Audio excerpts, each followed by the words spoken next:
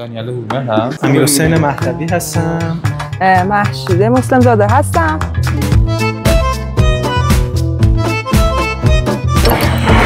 اینه تو میگه 1 2 3 4 1 1 2 1 2 امیررضا خوشین هستم. من آخرین نفریم که اینجا قبول شدم. ورودیه 402. ورودیه 402. بچسبونیم بچسبونیم.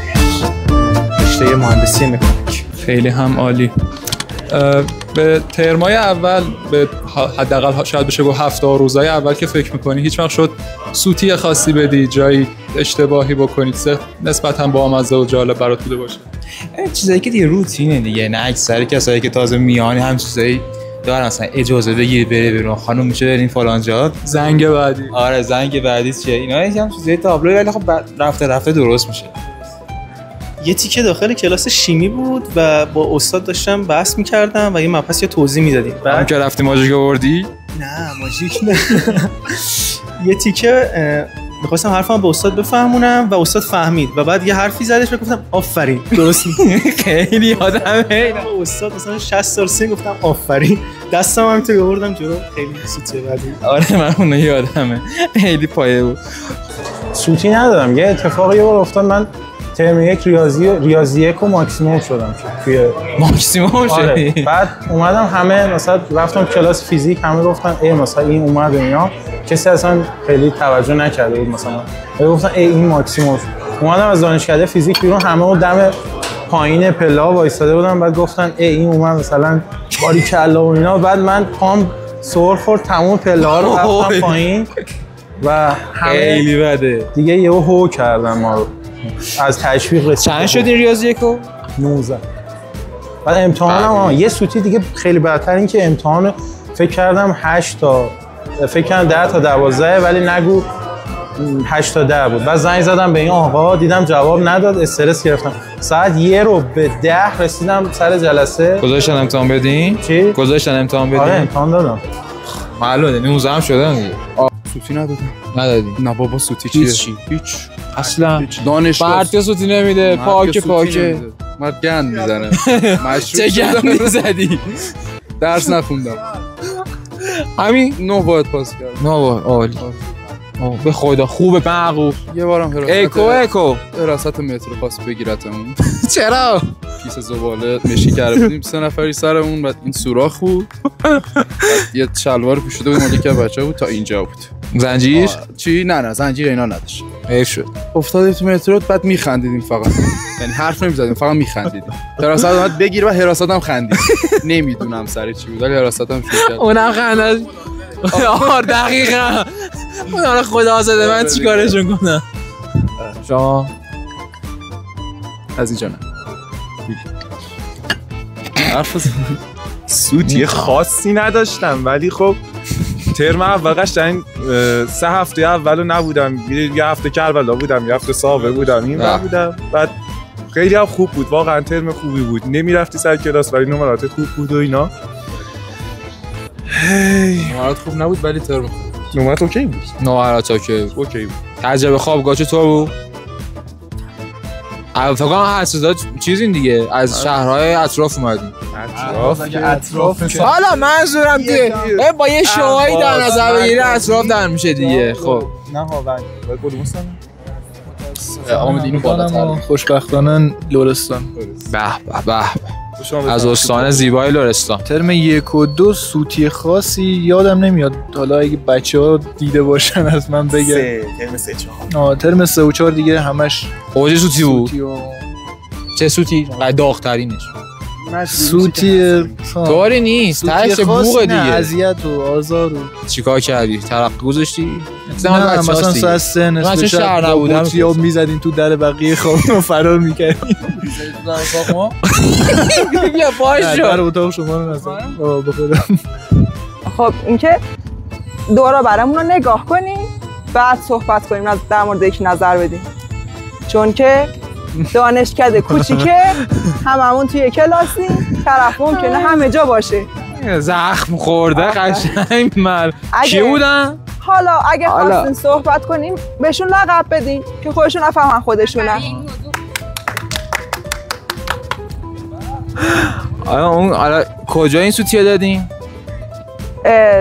در راه سلف فکر می‌کردیم خب همه دختریم هم تموم شده. بعد نگاه کردیم پای سر دیدی داره راه میاد. آره هستن.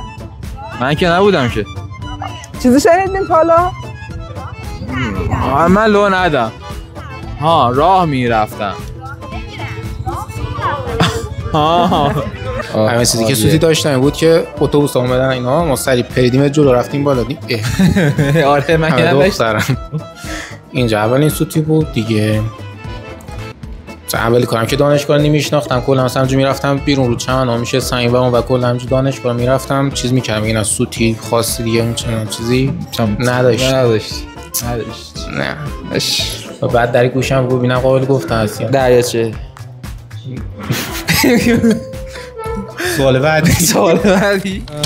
گروه‌های تلگرامی که مثلا اون روزهای اول تشکیل میدادید با اکیپاتون یا با بچه‌هاتون هیچ وقت شد اسم خاصی داشته باشه؟ اسم گروه تلگرامیتون چی بود؟ با کل بچه‌ها یا رفیق خودم؟ برای رفیق خودت. ما یه سازمان اطلاعات دانشجویان داشتیم سات.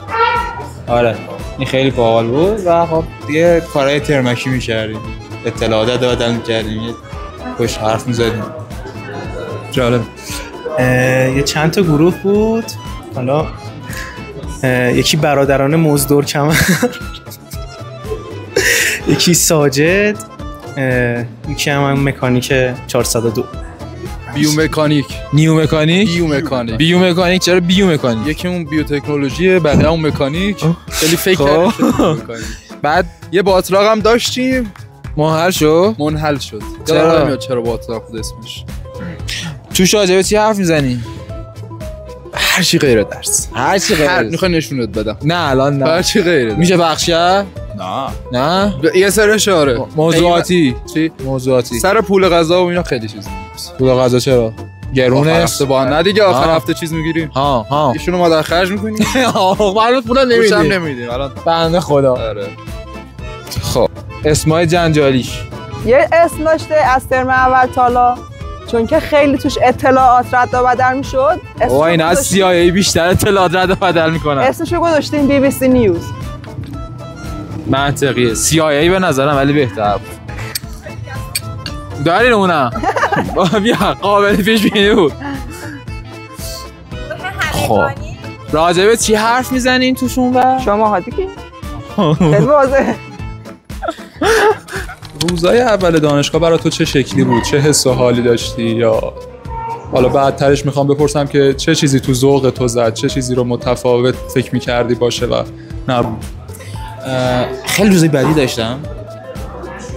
یعنی حالا اون بوقش هم بذارین تخمی.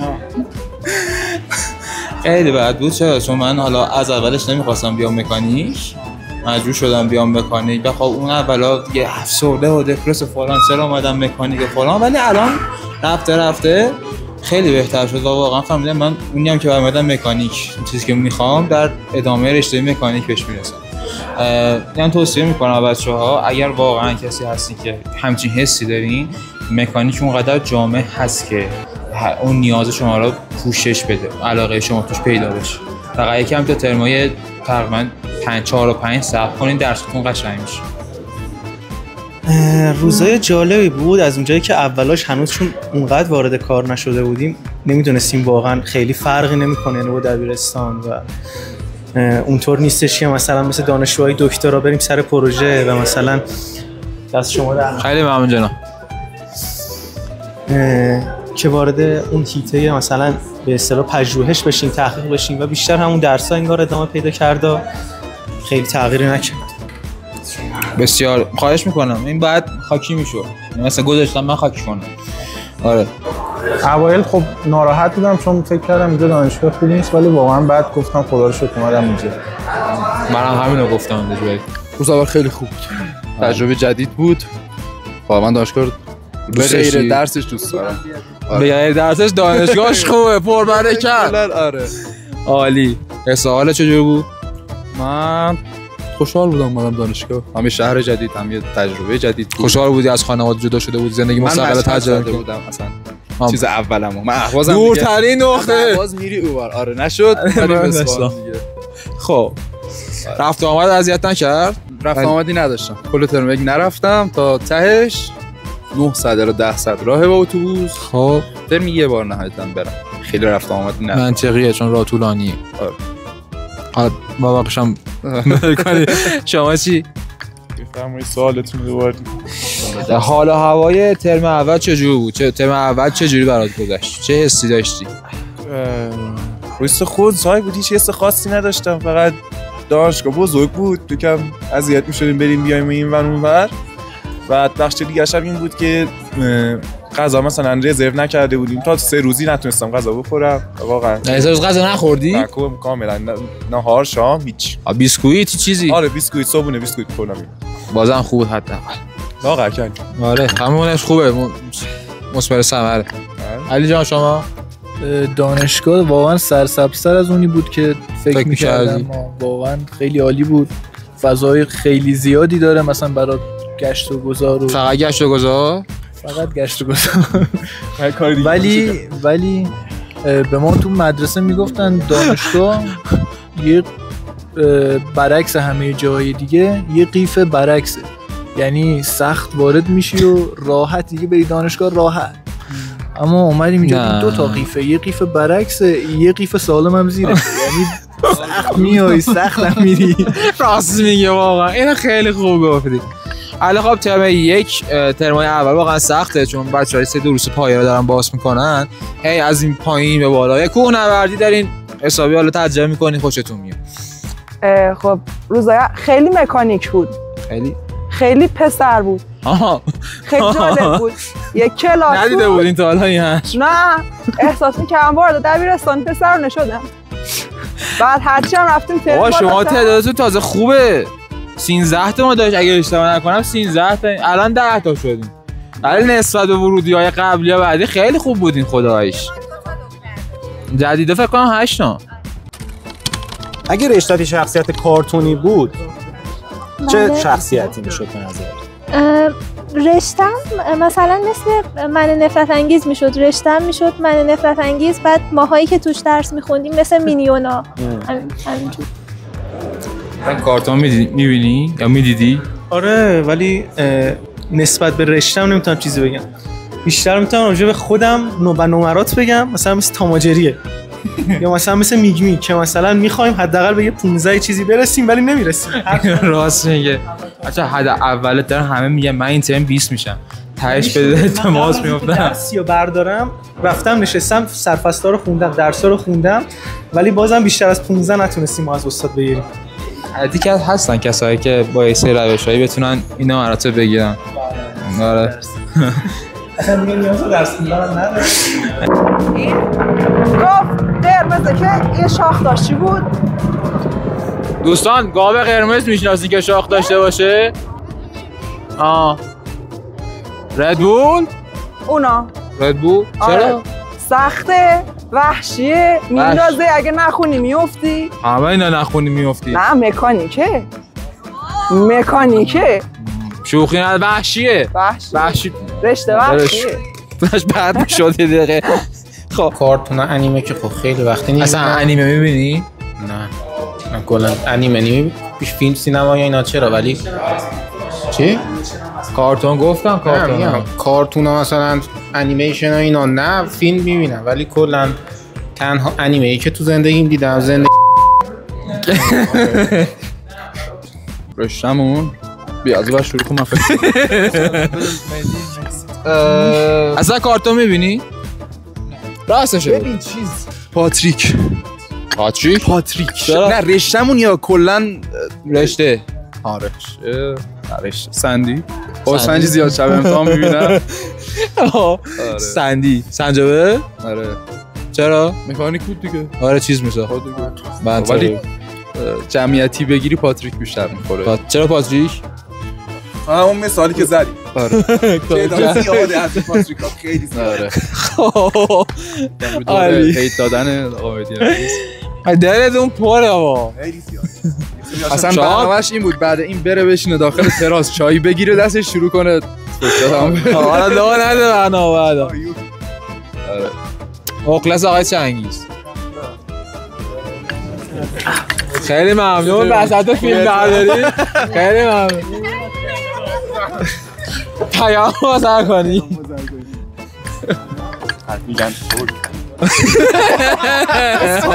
این انتقامه بود گفتی اول بگید جبران کردید. خب گفتی علی کارتونیا. نه نوبت مهدی دی. بس مهدی بگو. من زیاد کارتون نمیبینم، به ذهنم نمیرسه حقیقتا. انیمه هم نمیبینی؟ من انیمه ندیدم پاک. منم انیمه هم این چیزا میبینم. چیزا حالا اگه باش میگم انیمه هم این چیزا میبینن پسر حالا انیمه رو شاید، ولی کارتون ها بالاخره یه آدم دلش یاد جوانی میکنه. ریواچ کردن یه سری کارتونایی که خاطر انگیزه. آره خاطر انگیزه. شیپورچی سر شجاع ندیدم. گربه سیاهه بود.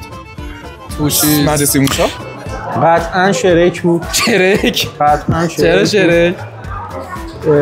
گفتم دلیل شما اون گروه و اینا نسبت خانوما و اینا شرک بود، به خودش تنها بود، به خرش دیگه. نه ولی این مشکل حالا در ادامه تو این ورودی جدید داره حل میشه خدا رو شکر. اون روز اولی که اومدی داخل دانشگاه، خب حالا به عنوان دانشجو توی رشته مکانیک اصلا به نظرت رسید که در کنار درس خوندنت چه مهارتی قراره یاد بگیری و چه چیزی واسط لازمه به عنوان دانشجو مکانیک؟ خب کنار درس که انقدر درس و زیادن که نمیشه مهارتی یاد گرفت، ولی نرم افزارهای مختلف و همه استادا میگن که بسته به رشته‌تون، حالا نه فقط مکانیک ولی خب هر رشته نرم افزارهای خاصش رو بهتره که یاد بگیریم و یعنی اولویت رو گذاشتی توی نرم افزار نسبت به مهارت‌های فنی. خیلی هم عالی. ببینید یه سری مهارت هستش که وابسته به خود هر شخصی که در واقع اون یه درسی رو میخونه. مثلا ما بچهای مکانیک هستیم، نرم افزارهای رشته‌مون مثلا باید برای وارد شدن به ایت کار فول باشیم. مثل چی؟ مثلا سالید ورک، آباکوس دیگه، انسیس، خود کتیا نرم افزار کته. نه دیگه اونقدر قدیمی هم نه، ولی آره مثلا اتوکدی، سالید ورکی در واقع اتوکد قدیمی تره که قدیمی تر است ولی بروز شد. کتیا بروز نشد دیگه، کتیا خیلی نسخه جدیدی نداده. ولی خب میگم اینکه همین نرم افزاران بروز باشه خیلی مهمه و اینکه سعی بکنن با مثلا اتفاقات روز جهان خودشونو هماهنگسازی بکنن تا در واقع چیزی که روش کار میکنن در واقع لبه دانش در واقع قرار بگیره. و مثلا هوش مصنوعی الان خیلی ترند شده و بچه‌ها باش کار میکنن، سعی کنن تو هر حیطه‌ای که هستن، حالا مهندسی مکانیک، مهندسی کامپیوتر، مهندسی شیمی، هر کدوم از اینا، اون مثلا چیزی که علمی که در جهان ترند شده رو به کار بگیرن و ازش استفاده بکنن. تو پرندازی هم مکانیکه، مسابقه مکانیک، حالا بقیه بچه‌ها خواستن اسکی برن بتونن برن، ولی من با مخالفم. چرا؟ چون لبه دانش الزام هر کسی نباید بره. همین دانشایی که داریم روش تسلط پیدا کنن به نظرم خیلی جلوشون میندازه. اگر مسلط بشین روشون و تخصص توشون پیدا کنیم. لبه دانش مال کسی که بخواد دکتر بشه. به به میبینم که پایه جدید اومد، پایه بهتر. سلطان این خوب، اینا دوست دارم. من اینا تقدیم میکنم به اون کسی که گفت بیام مکانیک. همینا.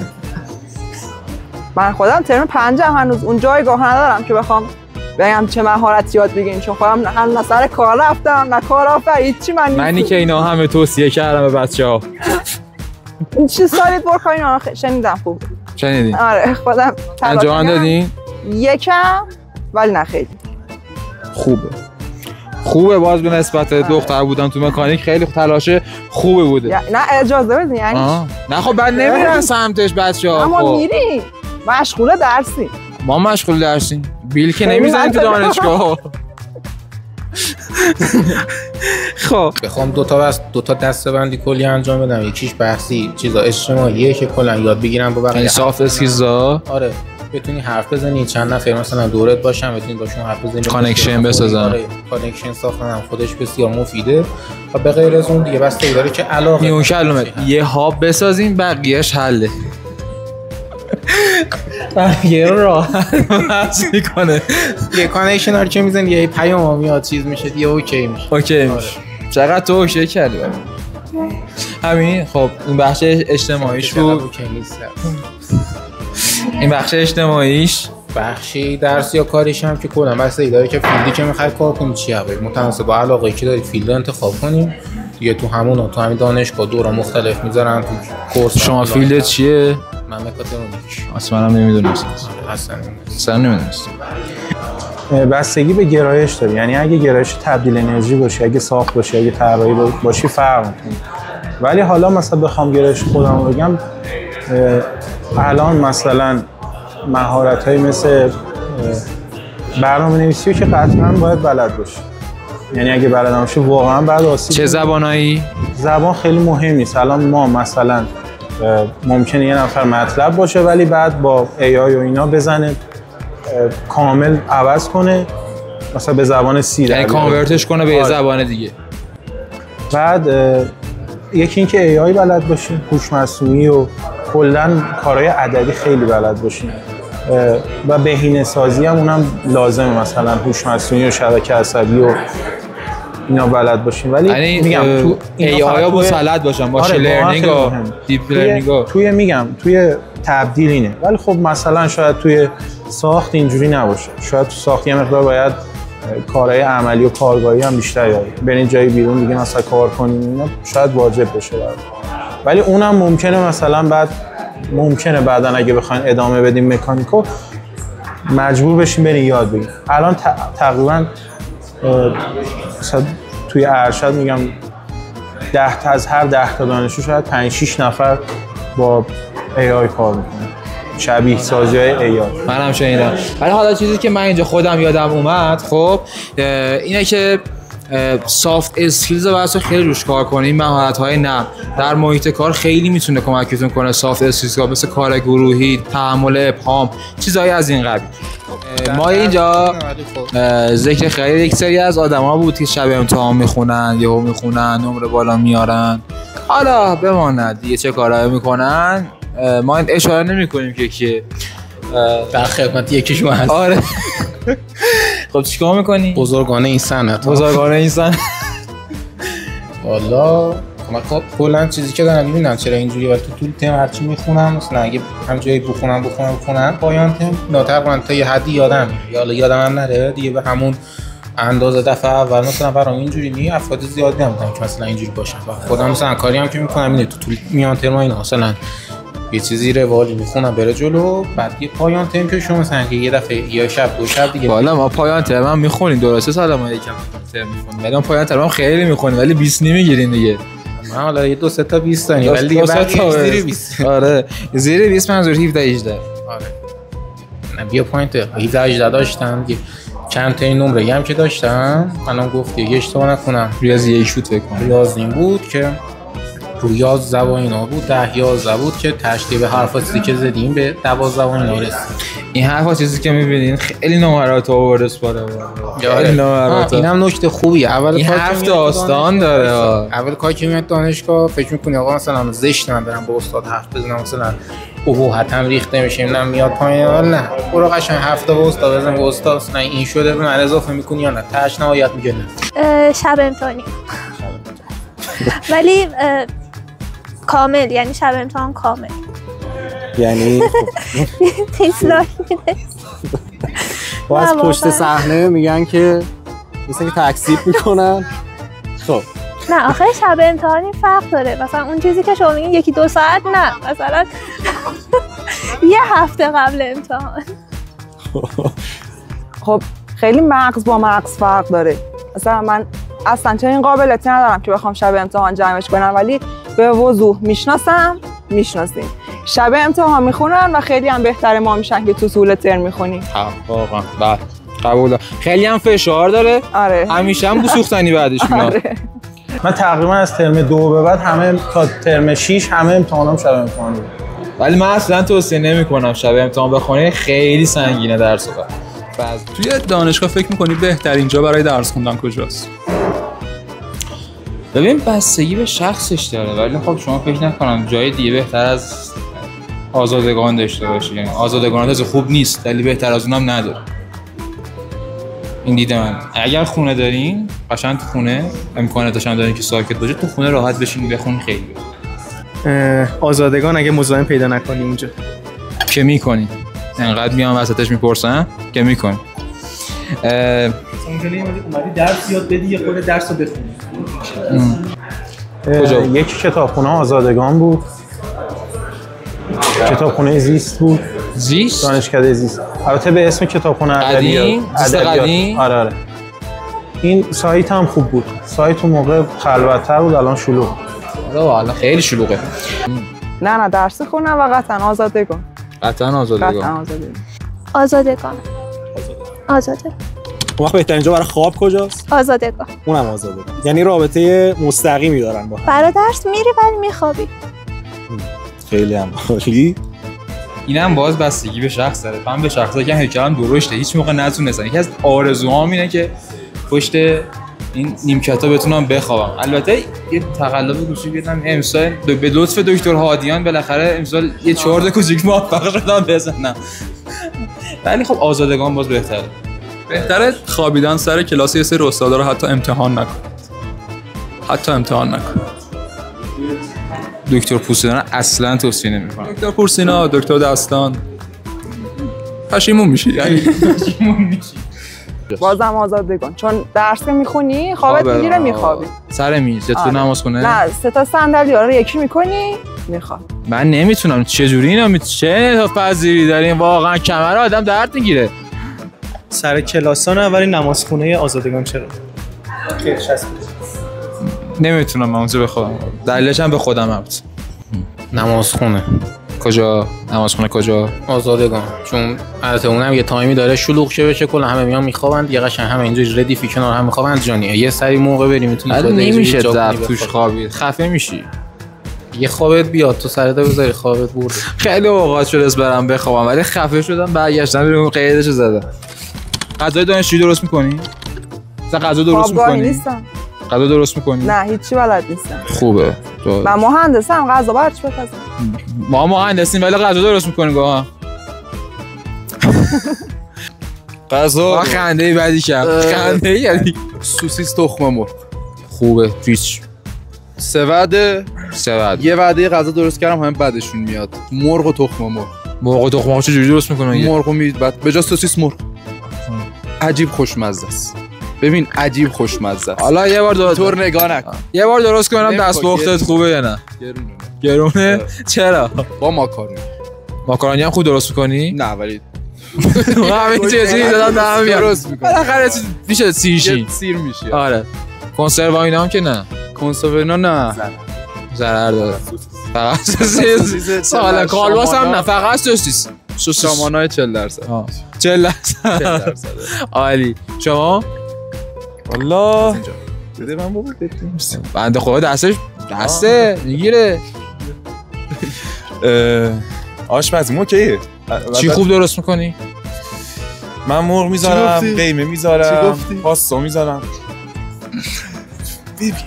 ببین اخلاق آدم خوب کنه خودم میام میگیرم. نه ببین چیز نه بده، خیلی بده. فکر میکنید من آدم خیلی مهربونم. ببین اشتباه کردم قبلش بعد تحقیق کردم. کلا وایب آدم اوکی نیست. آدم مهربونی ام ولی خیلی آدم با آتل مهم. مثلا یه سری رفتم برای این بنده خدا هتل بگیرم. بعد اومده بود گفتش که ببین رفتی بخری باید حتما به من زنگ بزنی عکس بفرستی من تایید کنم. بعد رفتی خرید اومدی تایید نکرد. نیم ساعت رفتم زنگ میزدم قطع میکرد. زنگ میزدم قطع نمیکرد. کار مهم داشتم. حالا 2 دقیقه میگفتی عزیزم ببخشید یه دقیقه. خب یه نگاه کردم. ولی خب دیگه بازی بچه‌ست. آشپزی اوکی. فکر کنم از ایناست که بچه‌ها چیز یکم یکم بارشون سخت میشه دست پخته اینا بخورن اوکی میشن. نه دست پخته صبح نداره. ببین جمعیت زیاد بشه خراب میشه غذا واقعا. لیوان روغن میزنه. یا روغن رو میتونی برداری فقط. باز استفاده کنی. کی؟ اوکی. بفهم. سالم خیلی هم سالم. خیلی سالم رژیمی.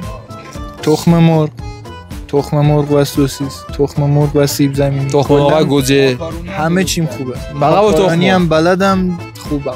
قرمه سبزی بلدی؟ جدی؟ فیک؟ نه. ولی برنج با سیب زمینی، برنج با گوجه، برنج با همه چی بلدم. خب عالی. توی کیفتون شما وسیله زیاد میارید. دخترها معمولا وسیله زیاد میارن. 3 تا چیز عجیبه توی کیفتون رو بگید. موکت بر دارم. موکت بر؟ برای امنیت؟ نمیدونم چرا موکت بر دارم ولی دارم. علاقه خاصی دارین به تیزی؟ خب بالاخره خوبه باشه یه چیزی تیز تو کیف باشه. ببخشید یه دقیقه من یکم شرمنده. من عذرخواهی میکنم. بابا خیلی ریز دست سمت شما نمیاد. من ریزم؟ شما که تیز با این هیگه تیزی منم به خبرش به شما رسیده. شما که تیز نمیخوان. تو که فهمیدی من تیزی دارم. لو دادم. خب نگفتم بقیه‌شو که. خب داشتی میگفتین سوسکوش هم دارین؟ نه اجازه بدین. من هیچ گونه دخانیات مصرف نمی کنم ولی فندک دارم. نیازه بالاخره. چه نیازی؟ من که پسرم تا حالا نداشتم. یه شمع یه جا خواستیم روشن کنیم. برقم که میره. بعد تو دانشگاه شمع لازم میشه؟ بله. تو مترو؟ شمع آره پیش میاد بالاخره. پیش اومده؟ و فندک دارم. آقا مکانیکی. خب مکانیکی قاطر که نیستی که. نه من خب دیگه سومی چیه؟ نه همین است. یه چیزی نداری؟ بسته به نظرم دیگه. خب نه داره جالب میشه. نه دیگه. سومیش خیلی جالبه. آخه اولیام هم سر کیفم دیگه نمیذارم خیلی چیزی توش. تازه اینا هم اولیا در جریانن. جالب شد. میدونن آخه برای امنیته. فندک برای امنیته. بله. جالب.